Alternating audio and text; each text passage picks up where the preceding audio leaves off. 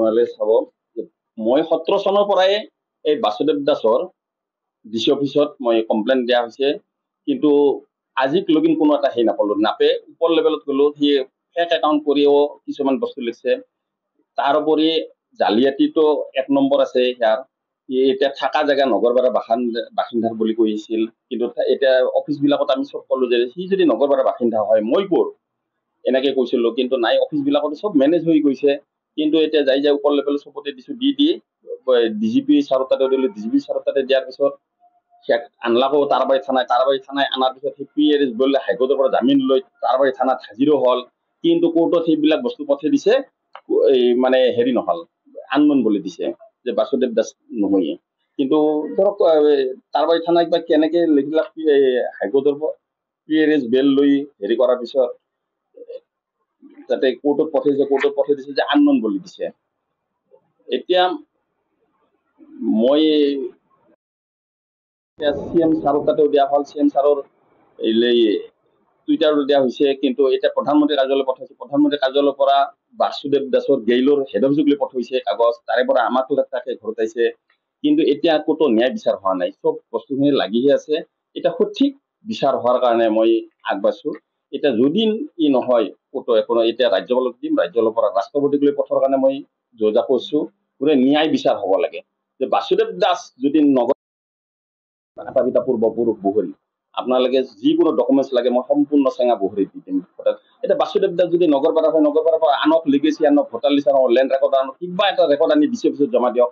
সম্পূৰ্ণ ডিচি অফিচত যিবিলাক জমা দিছিল সম্পূৰ্ণ ভুৱা কাগজ বাসুদেৱ দাসৰ ভুৱা কাগজ। আপোনালোকে এতিয়া আজিৰ দিনত যদি ইনকুৱাৰী কৰে, এতিয়া গাম্বুৰাই লিখি দিছে, আমাৰ বুগৰীৰ গাম্বুৰা জয়ন্ত দাসে লিখি দিছে যে নগৰপাৰা কাগজ দিয়ে সেই কৈছে, দিয়াৰ পিছত কৈছে কি কৈবৰ্ত সম্প্ৰদায় গাম্বুৰাই লিখি দিছে। এতিয়া আমাকতো নিদিব কায়ো লিখি, এতিয়া নগৰপাৰাই লিখি নিদিয়ে, নগৰপাৰাইতো কৈ দিছে যে এনে সম্প্ৰদায়ৰ লোক আমাৰ ইয়াতে নাইয়ে।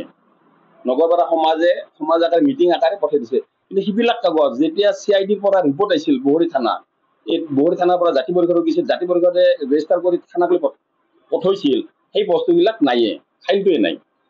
এতিয়া জাতি পৰিষদেহে ইনকুৱাৰী কৰিব এই জাতিটো কোন জাতি, বাসুদেৱ দাস হয় না নহয়, মেনেজ কৰি হেৰি কৰিছে। এতিয়া প্ৰশাসনে হওক যেনেকে নহওক এইটো উচিত বিচাৰ হ'ব লাগে, ন্যায় বিচাৰ। আৰু সি এনেকে জালিয়াতি কৰে, মানে সি ফেক একাউণ্ট খুলিও মোৰ হেৰিত মই কেতিয়াবা ফেক একাউণ্ট হেৰি কৰে, ফেক একাউণ্টত সি এটা ফেক একাউণ্ট কৰি কমেণ্ট দিব, বেয়াকে লিখিব। তাৰে SP ছাৰৰ তাতেও দিয়া হৈছিল, আজি যোৱা সপ্তাহতো দিছো SP ছাৰেও DSP ছাৰক কৈছে, DSP ছাৰে মোক লগলে নাম্বাৰ দিছে, দি কৈছে ফোন কৰবা, ইয়াক ধৰি আনিব। DSP ছাৰে মোক নিজে কৈছে পৰহি, কিন্তু এতিয়া সি এনেকে ফেক একাউণ্ট কৰে, খালি সি জালিয়াতিয়ে, আৰু নিজে জালিয়াতি কৰেতো আৰু পৰক কয় জালিয়াতি কৰা বুলি, কিন্তু তাৰ শিক্ষাগুৰুকো অপমান কৰছে। এই ফেক একাউণ্ট খুলি এটা প্ৰদীপ কুমাৰ দাস বুলি এটা ফেক একাউণ্ট খুলিছে, ফেক একাউণ্ট খুলি সি তাতে প্ৰাণেশ্বৰ মাষ্টৰৰ প্ৰাণেশ্বৰ মাষ্টৰ সিয়াৰ কিন্তু সি ছাত্ৰ আছিল, সেই মৰা মানুহজনৰো সি মানে বেয়া ব্যৱহাৰ কৰে। সি এনেকে লেখে ফেক একাউণ্ট, তোৰ নিজৰ একাউণ্টে দিলে শিক্ষাগুৰুকো সি বেয়াকে ক'ব পাৰে, ইমান সি নিজ মানে সকলোতে জালিয়াতি কৰিছে। সি মানে জালিয়াতি কৰোঁতে সিয়াৰ মাথাটো সি 2 নম্বৰে হৈ গৈছে, আৰু সিয়ে ক'ব যে মই 2 নম্বৰ অমুক ক'ব তমুক। ঠিক আছে, প্ৰদীপ দাসক চাৰ্টিফিকেট দিয়ক, ইছ্যু কৰক অফিচৰ পৰা, যে মোৰ ল'ৰা ছোৱালী কেইটা পালাক হৈ, আজি মোৰ ছোৱালীটো নিটত পৰীক্ষাত 20 মাৰ্কৰ কাৰণে নাপলাক ডক্টৰত, SC হলেতো পায়ে গেলাক হৈ। প্ৰথম পাণবাজাৰ ডনবস্কত পঢ়া ল'ৰা ছোৱালী দুটা আনিলো, আনি এইবাৰ দিছিল প্ৰথম নিটৰ পৰীক্ষা, 20 মাৰ্কৰ কাৰণে নিটত নাপলাক। বাসুদেৱ দাস মোৰ তলৰ সৰু ভাই। এটা ন্যায় বিচাৰ হ'ব লাগে।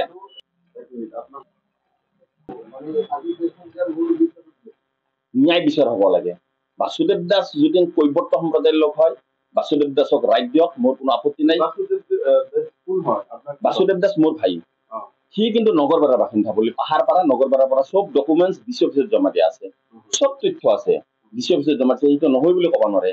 যদি সি নগৰপাৰা চব অফিচাৰ বিলাকক মোক কয় যে সি নগৰপাৰাৰ কাগজ পাতি আনিছে, নগৰপাৰাৰে সি, ঠিক আছে নগৰপাৰাৰ হয়, মোৰতো আটা বিটা চেঙা বহৰী।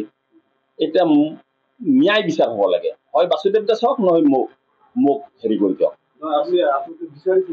ন্যায় হ'ব লাগে যে চাৰ্টিফিকেটখন বাসুদেৱ দাসৰ যদি হৈ নগৰপাৰা বাসিন্দা, তাক নগৰপাৰাৰ পৰা ডকুমেণ্টছ আনিব দিয়ক। কিন্তু সেই পুৰণা নগৰপাৰা 30 বছৰ আগৰে সেই কাগজতে অফিচাৰবিলাকে কয় কি নগৰপাৰাৰ বাসিন্দা পাহাৰপাৰাৰে আছে, উঠি আহিছে। আমাৰ বগৰীৰ মানুহ আজি কিন্তু এই আজি বৃহৎ অঞ্চল বগৰীবাসী ৰাইজ, এতিয়াতো একজনো নাই কৈবৰ্ত সম্প্ৰদায়ৰ লোক, একজনো নাই। তেখেতে নগৰপাৰাত আছে আৰু আপুনি বগৰীত আছে, দুইজনে দুই জেগাত আছে যিহেতু আপোনাৰ আপত্তি কিয়?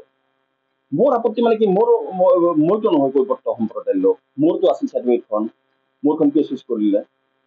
চাৰ্টিফিকেট দি কি কৰি আছে? সি কৰি চব সিটো এতিয়া অফিচাৰ একজন, সি মইতো জানো সি মূৰ্খ অফিচাৰ, কাৰণ কিয় চাৰ্টিফিকেটৰ খানৰ কাৰণে সি অফিচাৰ হ'ব আছে।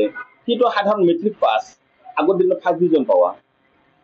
সিটো কাগজখনৰ বলত আজি NIত এডমিশ্যন পাইছে, তাতো কোনো ডিগ্ৰী নাই, সেইকাৰণে সি ফেক একাউণ্ট খুলি বয়াকে লিখা পাইছে, কাৰণ শিক্ষিত হ'লে নেলখিলা হয়। পদত চাকৰি কৰি আছে।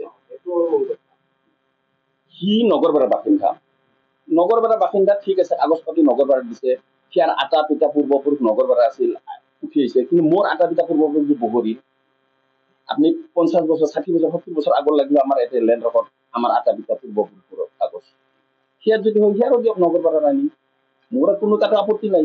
সেইটো আইনে বিচাৰ কৰিব কেনেকে কৰে। ধৰক এতিয়া মই চব হেৰিতে গৈছো, হাইকোৰ্টো গৈছো, এতিয়া ক'তো সহায় সুবিধা নাপাওঁ, কাৰণ সি টকাই দি চব মেনেজ কৰি ভাল হয়।